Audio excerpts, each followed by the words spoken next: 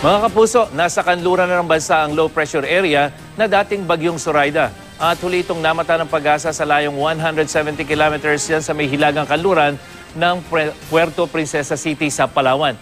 At sa datos ng Weather Central, bukas ay inaasahang lalabas na ito ng Philippine Area of Responsibility.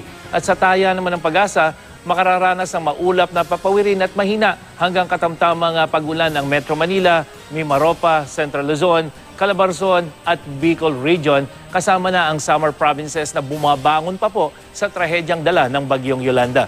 At sa datos naman ng Weather Central, asahan bukas ang maayos sa panahon dyan sa Hilaga at ibang bahagi ng Gitnang Luzon, habang maulap na may mahina hanggang katamtamang pag-ulan naman dyan sa Southern Luzon, kasama na ang Bicol Region.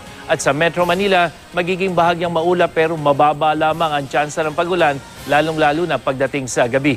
Pero dahil sa hanging amihan, magiging maalon ang eastern seaboard ng Central at Southern Luzon. At sa gale warning ng pag-asa, posibleng umabot sa 4.5 meters ang taas ng alon sa mga baybaying yan, kaya po mapanganib para sa maliliit na sasakyang pandagat.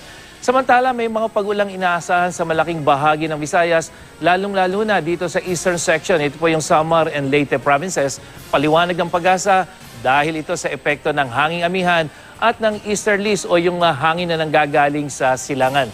Habang sa malaking bahagi naman ng Mindanao, magiging bahagyang maulap ang papawirin at may mga pulo-pulong pag-ulan naman yan bukas po.